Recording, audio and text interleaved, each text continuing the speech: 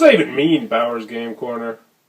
Ahoy there, YouTube! I'm back again today for another game review, and today I'm very excited to be checking out Holiday Fluxx from Looney Labs. This is for 2 to 6 players. Age is 8 and up, and it'll take you about 10 to 40 minutes to play. And Holiday Fluxx is a sequel to the immensely popular Fluxx. This time, though, it is holiday themed, which means you're going to have Santa Claus and pumpkins and Hanukkah candles and Kwanzaa stuff. All sorts of various different holiday themed things. Sound intriguing? Let's open it up and see how it works. Alright then, so we're going to take a look at what you're going to get inside of Holiday Fluxx. First and foremost, we have our handy dandy rule sheet. It is big, it's one page, double-sided, full color. It's a very well done rule sheet. They have used this rule sheet, I think, in nearly every single one of the Fluxxes, and they have perfected it down to a science. A very well done rule sheet will have you up and running in no time. Also, they include this card, which I really like, which will show you exactly the setup. So you're going to draw 3 cards, and then it has the initial rules that you're going to have when you start the game. So we're going to show you a little bit of the cards, and we'll show you a little bit of the gameplay, and then we'll get over to my opinion. So first and foremost, you're going to have cards, and more cards. You're going to have a big old stack of Fluxx cards, which are going to go in the middle, and there are going to be 5 kind of cards in this game. The first kind of cards you're going to have are going to be keepers. These are going to be things, and they're going to be, as you can see, holiday themed, obviously, that you're going to have in front of you. So you'll have like Santa Claus, and you'll have Hanukkah candles, and you'll have sugar cookies and candies, all sorts of various different things. And on your turn, if you'd like, you'll be able to play one card, so you can play these cards in front of you. So that's now your keeper. Now, what do you need the keepers for? Well, you're going to need the keepers to complete various different goals. These are going to be played out in the middle of the table so everyone can use them. So, for instance, if I played this goal called Sugar Rush, one person is going to need candy and dessert. And if I play that out there, that'd be the one card that I played, pointing back down to there. And that means that if anyone else gets that goal, or if I get that goal, they win the game instantly. It doesn't have to be your turn. You just have to be able to complete the goal. But the thing is, the goal is going to be constantly changing because someone else can play another goal on top of this goal. So as you can see, it will change. Next, you're going to have rules. There's going to be various different rules. There'll be some that have how much you can draw, and some that'll have how much you can play. And this one, for instance, is how much your hand limit can be. So this one now is going to make it so that your hand limit can only be 4 cards. After you get 4 cards, you're going to have to discard them immediately, and then you'd play that over here on the rule side. So you might play it right there. So, and this rule is in play right now. However, someone else might play a card on top of it that changes it, or there might be another card that completely wipes it out. There's going to be constantly fluctuating, rules in this game.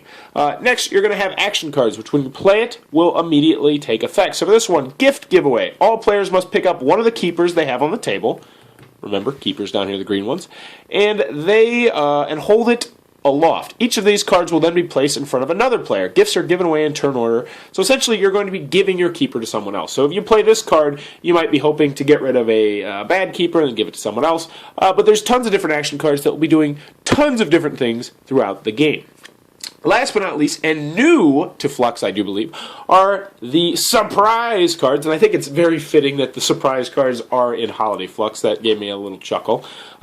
Is the surprise cards. And these are going to be cards that you can play, kind of similar to action cards, but the difference is you can play these when it's not your turn. You have to play action cards when it's your turn.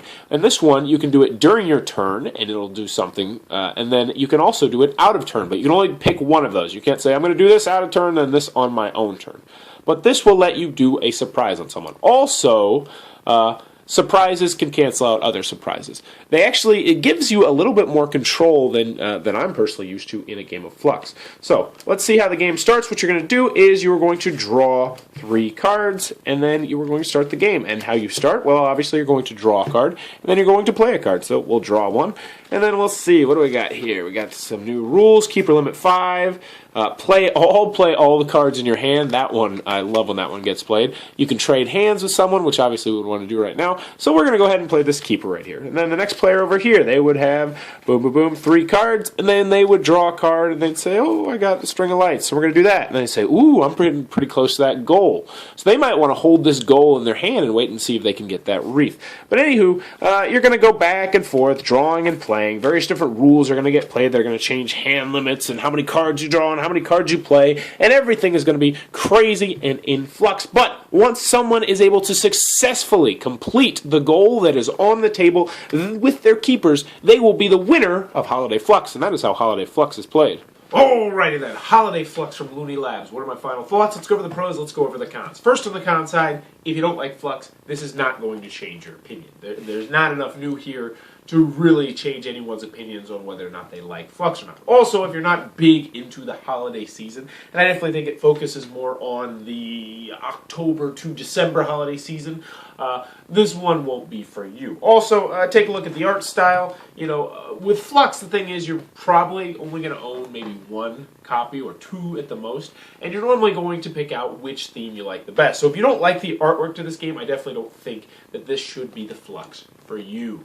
Moving on to the pros, though. I really enjoyed this game. I already like Fluxx. It's enjoyable. It's a nice light filler. But I think this is the Fluxx that I will probably keep out of all of the Fluxx. Now, I've had Zombie Fluxx, I've had regular Fluxx, I've had regular show Fluxx.